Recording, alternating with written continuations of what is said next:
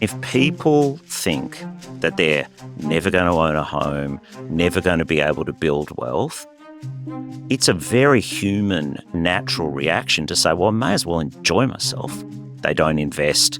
Forget about financial investments. There are all kinds of investments in themselves, their communities, the country, that they don't make if they feel that they're locked out of the future, and we need to be really concerned about that.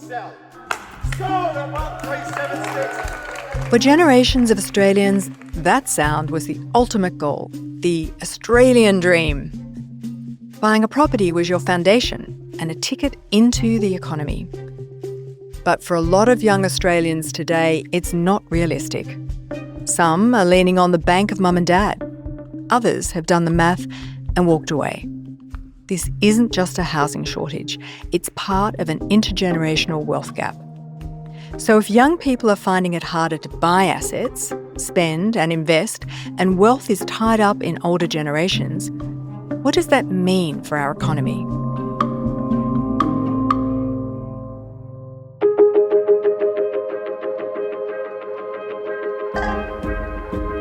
I'm Dr. Juliette Burke, Adjunct Professor at the School of Management and Governance. And this is Business Of, a podcast by the UNSW Business School.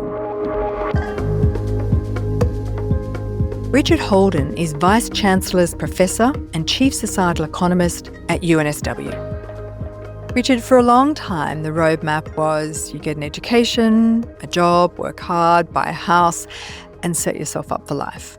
But that's not necessarily the case for a lot of Australians today. Are young people actually worse off than their parents 30 years ago? So in general, they're not predicted to be, and they're not right now if you think about consumption over people's whole life. But I understand why young people feel that way.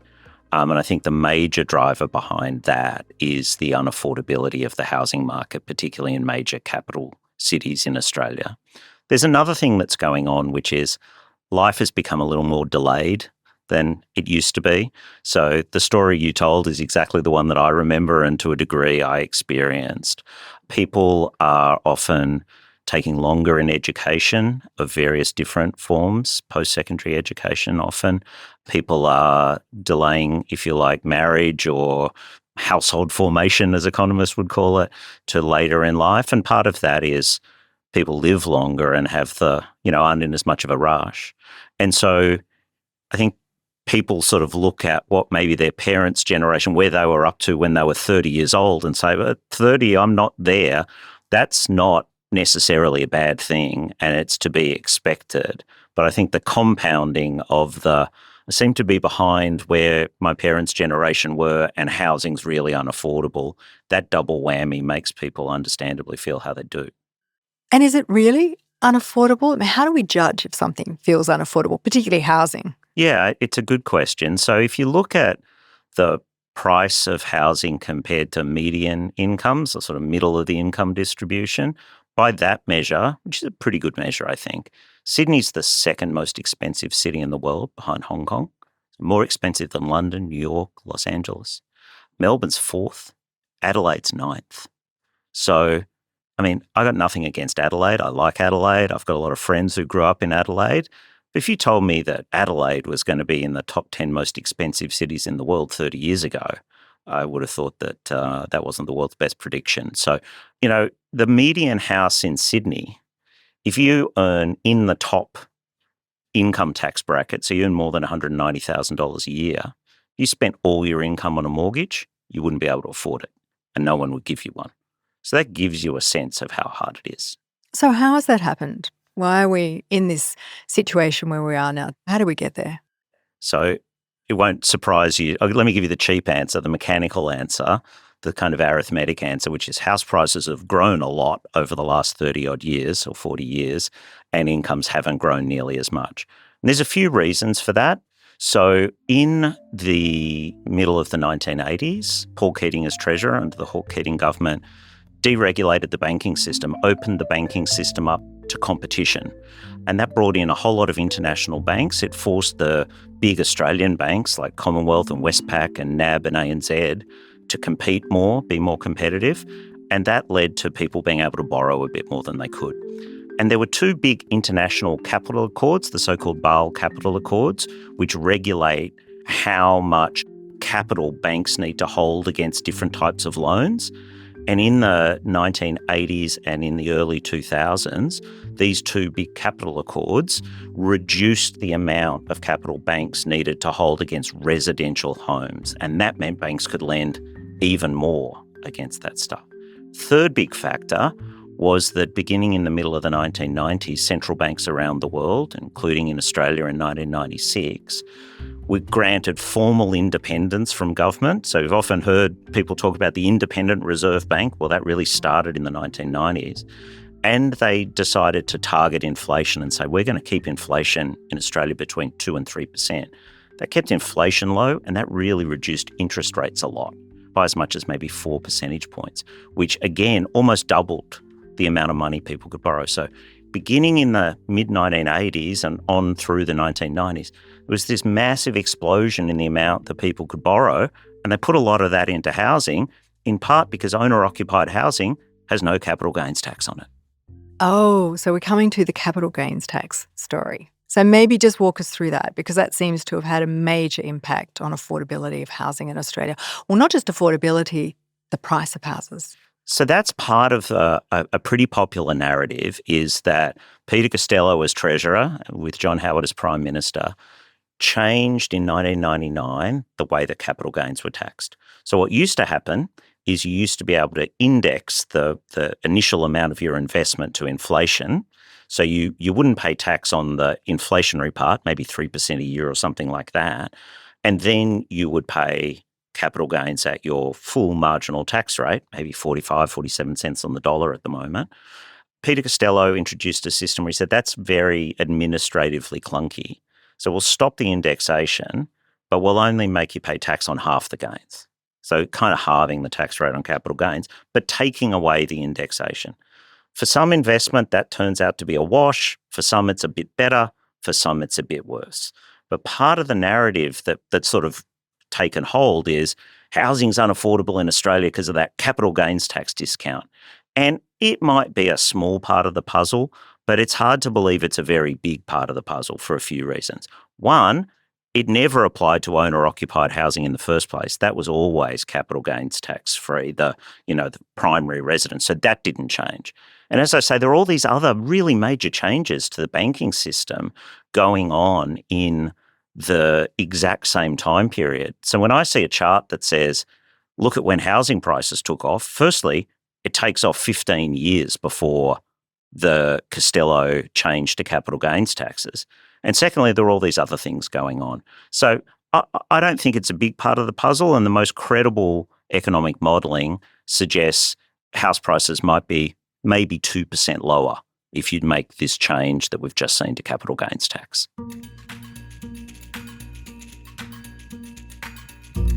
Richard, we seem to be obsessed with housing in Australia, and it's not just about making the most of your asset, making the most money out of it, isn't it? Why are we obsessed? I don't know exactly why we're obsessed, but I think you're totally right about that. And I grew up in Australia. I spent 10 years in the US. I came back to Australia in 2011, middle of 2011. And maybe I'd forgotten, maybe we were always obsessed, or maybe there was something that went on while I was away for that decade. But I came back, and, back then, it's 2011, it's a while ago now, there were, actual physical newspapers. And in the olden days. In the olden days, yeah, when I was a boy, that kind of thing. And you'd pick up the paper, the Saturday, major newspaper, and the back half is all like property advertisements. That's the back half. The front half is like half of that or a third of that was about stories of people renovating their homes. And sort of get through the paper and put that down. If you turned on television, 1 in 4 shows was about people renovating their houses. I can see you've got some really nice features to work with, though. The circular window up there. They're even having competitions for people to make the most money out of renovating. They had The Block and these kind of shows. Neither of us come from any sort of trade background, so we've got no idea what we're doing. We're just having a whack. And then, if you turned the television off and I remember distinctly in the first month being back, going to dinner at a friend's house, And these are, educated, smart, worldly people. I thought, we're going to talk about US politics or the world or, what's going on in Australia. The whole dinner party conversation was about one person renovating their bathroom and the other person putting in a pool. And for one reason or another, we're completely obsessed with it. And I guess if everyone else is obsessed, maybe you feel a bit silly not being, sort of keeping up with the Joneses yourself. I think the other factor is because it's not taxed at all, the family home, there is a real incentive for people to say, look, I pay quite a lot of tax on my income. I pay a reasonable amount of tax on capital gains. Where can I find a way to pay no tax without breaking the rules or without doing something risky? Well, that's a way to do it. Just stick it in the family home.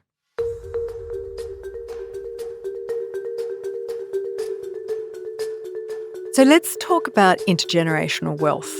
And I'm wondering what's causing that gap at the moment.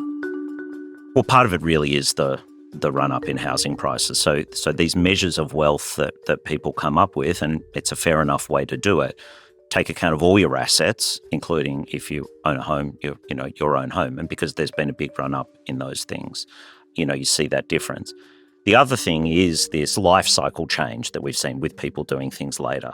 So very often people say, well, what's the difference in wealth between 25-year-olds and 55-year-olds now compared to a generation ago? Well, if 25-year-olds are doing things later, then you should be comparing, 30-year-olds with 55-year-olds or something like that. So the comparison isn't always the right one for the times. But yeah, there's been a really big run-up in asset prices, the share market, property even more. So people who have had money to invest over the last 30-odd years have really built quite a lot of wealth. And people who are coming in, starting from scratch, there's a bigger gap than there used to be. Richard, even if you work a solid job, you earn a decent paycheck and you buy a property, your income then seems to be swallowed up by the mortgage. And if we don't have enough money to spend elsewhere, what's the flow-on effect into the broader economy? Yeah, it's not great for the broader economy. It means two things. It means, as you say, people are spending a lot of money on housing, on their mortgage, and not consuming as much on other things. So if you run a small business, if you're in a restaurant or what have you, trying to sell things to people, they've got less disposable income for that. That makes that harder. I also think a major effect is it has people putting a lot of money, if you like, investing in housing and not investing a lot in other parts of the economy. And one of the things that's been noted over the past 15 or 20 years is that investments of most kinds in the economy, business investment and other private investment, into things that drive productivity growth and economic growth have been really low compared to historical rates. And I don't know if that's only because of housing, but for sure it doesn't help. There's something in our ether that housing is an anchor. It's sort of this bricks and mortar idea. And I've heard the same thing, that it's harder to get venture capital for businesses, for startups in Australia than it is, for example, in Silicon Valley. Is that your sense of it too? Yeah, I think that's exactly right. And I think that's really borne out by the evidence. I mean, the other thing about housing, it is tangible. It is bricks and mortar. Everyone else is doing it. There's the national obsession. But the other thing about it is it's a peculiar kind of investment, which is you get to consume it as well. And it doesn't seem to have the same anchor or the same pull to it if you're renting. Like, you don't really invest in a rental property, right? Because you might only be renting for a year or 2 years. Exactly. So it's probably not quite as nice in the first place, and that's understandable. You probably don't want to make a lot of modifications. I mean, you're not going to put in a new oven that you can't take with you as a renter. It's often quite short term, maybe a year or 2 years if you're lucky for that kind of lease. So it's different. It doesn't have the same feeling to it. It doesn't have the same sense of home or investment in it, I think. And is that the reason, or part of the reason, that we don't see renting as a norm in Australia if I compare it, for example, to Germany, where renting for that, or even New York? Yeah, exactly. Germany's often pointed to, and it's a really good example where it's completely normal. And people actually do put in their own ovens and take them with them when they move. And, that's a real thing. And, New York's a hard place to own property, and it's much more common. So I think there is that kind of sense of norms or sort of a cultural or a zeitgeist moment about these kinds of things. But, renting's becoming a lot more prevalent. I think one of the things that successive governments have looked into is more of this build-to-rent type of scheme where, big property companies, Lend-Lease and these kinds of companies will build entire developments with the purpose of not selling them but renting them out. And there have been some details and peculiarities of the tax system in Australia that have made that less attractive. But as housing becomes harder for people to buy and renting for the very long term becomes more of a thing in Australia, those kinds of arrangements, I think, would give people more of a sense of longer term leases, more certainty, maybe the ability to feel like they can invest a little bit more in a rental property. Yeah, because the organisations that have been buying these properties to do long-term rentals have not been the pension funds. And it's only recently the pension funds have started to come in. And really it's been mum and dad or someone, a small-term investor who has 1, 2, 3 properties. And is that changing now? Are we starting to see these long-termers come in and buy up the rental market? It's sort of nascent and certainly happened overseas. I mean, one of the other changes we saw announced in the budget was phasing out of negative gearing. So this is the idea, which has always been around for a really long time, over a century, for all asset classes in Australia, that if you make a loss on an investment, you can offset that loss against your labour income, your ordinary income. But residential property is a very special asset class for most sort of regular folks. So the first thing is you can get a loan for a pretty big proportion of the value of the asset. So maybe 5 times as much as what you put down. So 5 to 1 or even 9 or 10 to 1 leverage. Imagine you were investing in the stock market in an exchange traded fund or something like that.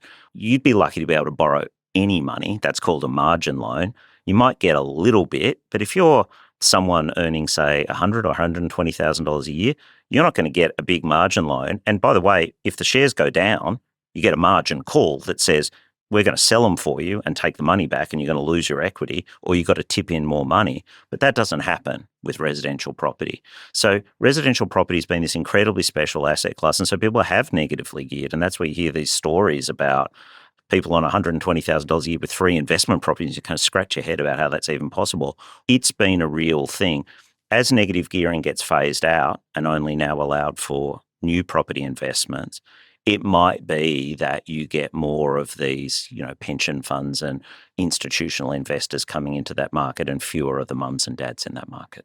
So do you think we would develop an appetite for renting for life if, in fact, a rental property became available for not just 1 or 2 years, but your lifetime? I think it's entirely plausible. I think the thing that's tricky for most people is that if and when you retire, feeling like you're still paying rent rather than having paid down a mortgage and you sort of say, okay, I've got to pay, rates and utility bills and stuff, but I've got that there, feels hard for a lot of people. Now, we have retirement savings, we have superannuation, we have the safety net of the age pension. So it need not be the case. But I think psychologically that would be a challenging thing for people. So I think during one's working life, I think it will become more normal and more prevalent. I think people still have in the back of their mind the seeming insecurity of what happens if I retire without a mortgage paid off. Now, of course, you had to pay a lot of money on the way through. We were just talking about how big mortgage payments and you're not doing other things. Well, often rents are maybe 3% of the value of the property. Well, the interest on a mortgage these days is more like 6 or 6.5%. And that's before paying down the principal of the loan. So people often talk about dead rent. Well, that might be 3% of the value of the property. There's also a thing called dead interest payments, the interest payments on the mortgage, which might be double or more than that.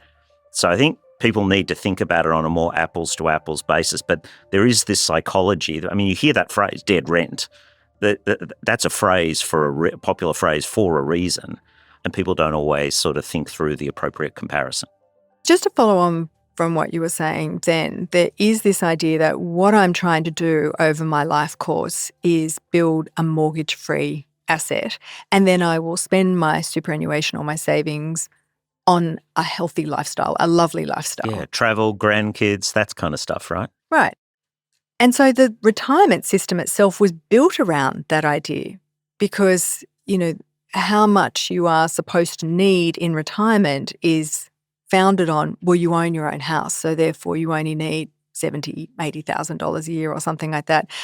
If that's not attainable anymore, I wonder what financial security looks like in the future. Well, if you don't own your own house and all you've got is the age pension, It's that's tough. going to be tough. It's tough. I mean, borderline impossible. But what it's going to mean, if that's the choices that people make, is people are going to have more super than they think of as funding the whatever the number is. But like you say, maybe $70,000 or $80,000, and you figure out, well, what do you need to have in super to be able to earn that after tax? Well, if people are going to be paying rent, they're going to have a lot more in super. So where is capital going to go if it's not going to go into an investment property, because we're ruling that out now? And we don't seem to like investing in startups, for example. The money's not tangible. And we cap out in our superannuation. Where do you think it's going to go? It's going to go into consumption. People are going to Is it? spend it. Bigger TVs? Yeah, bigger TVs, more expensive cocktails. I wrote in my AFR column from the budget lockup, I had some throwaway line that actually there's a little bit of seriousness behind it. I said something like, yachts just became more attractive and productivity-enhancing investments less attractive for wealthy Australians. And it's true. What these changes do is tilt the playing field against investing, as we were just noting, and in favour of what happens if you don't invest? Spend. We hear this phrase, high-income working poor, or we hear asset-rich, cash poor. What's your perspective? Is that real for people? Yeah, I think that refers to two possibly different groups of people. So the sort of asset-rich, cash poor might be people who've, paid off their mortgage, got the big house that they've, put a lot of their income into, and now don't have a lot of other retirement savings. So they're sitting on this expensive house, but they only have a modest amount of income. That seems like a kind of imbalance that you wouldn't really want to have. And ideally, in that instance, particularly if you've had kids who've left home and things like that, you might want to downsize. So that's one thing. The other is the kind of, if you like, wealthy working poor, which is people who say investing in the family home is like, it's tax-free and I can get a lot of leverage and I've got to do that, and then end up putting so much money into it. Not only do they have not a lot of money to invest, but maybe can't enjoy themselves. You can understand what drives that kind of phenomenon, which is, this is such a great investment. It's such a beautiful house. I get to enjoy it. Oops, I haven't got as much as I would have otherwise had left over to enjoy myself in other ways. I'm just wondering if the sort of transfer of wealth between generations actually exacerbates this potential divide that we're seeing in society. So those who have wealth pass it on. Those who don't have wealth are falling farther and farther behind and perceiving themselves as never being able to work themselves out of it. Well, I think that's right. And I think you touch on two really important things. The latter is the perception. Let me come to that in a second. The first is, if you're starting from scratch, you don't inherit anything, but you're a smart, energetic person, you've got a decent education, you're ready to go, you pay some of the highest income tax rates in the world if you're successful in Australia. So the 40% marginal tax rate kicks in at less than 2 times full-time earnings. There are many other jurisdictions where that number's more like 10 times or even higher multiples of earnings. So people who are successful and well-educated and, entrepreneurial or earn a good living in other ways, pay a lot of income tax. So it's very hard for them to build wealth if they're starting from scratch. I think the other thing that you touched on is so important is the perception. And if people think that they're never going to own a home, never going to be able to build wealth, it's a very human, natural reaction to say, well, I may as well enjoy myself. Like, why am I going to eat ramen every night if I'm never going to get ahead anyway? I may as well just sort of, enjoy myself. And that's not a wholly productive thing to do, even though it's incredibly understandable. And I think if people feel that they don't have a stake in their future, then that's a very damaging thing. They don't invest. Forget about financial investments. All kinds of investments in themselves, their communities, the country, that they don't make if they feel that they're locked out of the future. And we'd need to be really concerned about that. Did you see anything in the budget about intergenerational wealth, this sort of idea that people are waiting for it or there's a gap that needs to be filled? Well, I heard a lot of rhetoric from the Treasurer. He talked a lot about intergenerational equity and the lead up to the budget. What I saw in the budget were some measures to do what I think can only legitimately refer to as kind of boomer bashing. But I didn't see a lot for millennials and Gen Z. There's the WATO, this $5 a week, $250 a year, the Working Australian Tax Offset, I think it stands for. It's a $250 a year tax credit for 13 million working Australians. You don't get it if you on investment income. You get it only if you pay taxes on your sort of wage or labour income. That's $5 a week. That's good. The negative gearing changes, and full disclosure, I wrote a report for the McKell Institute in 2015 about grandfathering away negative gearing. It was option 3 from that plan is exactly what Chris Bowen and Bill Shorten took to 2 elections, and it's exactly what the government have implemented. So I'm for that. But that basically was never designed to try and really lower house prices a lot. It was designed to raise a bit of government revenue and to put potential owner-occupiers on a more level playing field with investors. And to his credit, the Prime Minister's talked, I think quite eloquently in recent weeks about at an auction on Saturday, potential first home buyers don't have to worry as much about being outgunned by investors. That's a good thing. That's the level playing field that I was getting at and that Bowen and Shorten really emphasised. That's good, but that's what's in this budget for millennials and Gen Z. $5 a week, and you might get outbid by another millennial rather than an investor at the auction on the weekend. I think when people peer, that's good. But if you're looking at the story of, I don't know, I'm just going to eat ramen and drink martinis because I'm never going to have a future, does this really address that? I don't think so. One way of thinking about this is the inequality, the distance between the haves and the have-nots. What should we be doing about that? Well, I'd like to see us focus more on lifting people up than just focusing on the gap. When you focus on the gap, it's very natural to say, well, there's these people up here and there's people down here. Well, we could close the gap by doing this. And it's actually pretty easy to do that. You can just tax these people a lot, and you can do a whole lot of things that have bad flow-on effects to the have-nots, actually. But that's relatively easy to do, to whack people. The hard work is really in lifting people up. So how do you lift people up? Well, you want to make sure that they've got the skills that they need to be able to earn really good incomes. That means focusing a lot on the education system all the way from before primary school even, but certainly from primary school onward. It's really focused on making sure people can engage in lifelong learning, develop skills and refine their skills as the economy changes. That's really salient at the moment with the advent of AI. People say, 3 years ago you told me to learn how to code. Now Claude Code is better than all the coders in the world. People are going to need to reinvent themselves, and the education system needs to help them do that. And that's why, I feel particularly privileged to be part of UNSW and part of the sector that's trying to make sure that we can make a contribution to helping people flourish all throughout their careers and their working lives. I think we need to do that. We need to make sure there's enough investment in productivity enhancing technologies that people with these skills, this human capital, can be matched to businesses and employers and physical capital that make the most of those skills, that go together really well. It means not taxing people's income too much. So I've said for a long time, I'd like to see us tax income less and consumption more.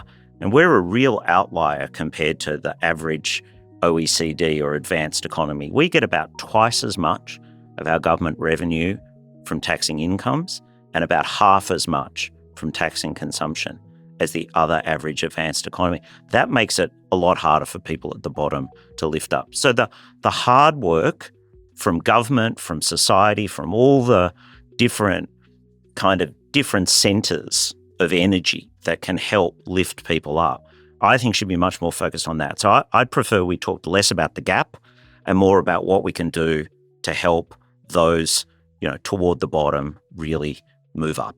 So, Richard, if you were starting from scratch today, what's the most effective way to build wealth at any stage of your life? And I do want to caveat this with, I know you're not giving free financial advice, but I'm just interested in your opinion. Yeah, I'm not even giving paid financial advice. I don't want to get in trouble with It's a free podcast. Don't want to get in trouble with ASIC or somebody. I think what I would have said was, invest in the share market. I might have said invest in the property market. That's just become a little bit less attractive. I think what I'd say is invest in yourself, invest in your own skills. If you're more on the entrepreneurial side, invest in yourself, but invest in having a great idea and putting your energy into building that. If you're less of an entrepreneur and more of a someone who's maybe going to work for somebody else, try and make sure your skills are the most valuable. Retool those skills over the course of your lifetime. Those can't be taken away from you. And save what you can save. That's for sure true. And just because the tax rate's higher now doesn't mean that saving's not a good idea. It just means it's a little bit less attractive than it used to be. So don't lose sight of the broader goal.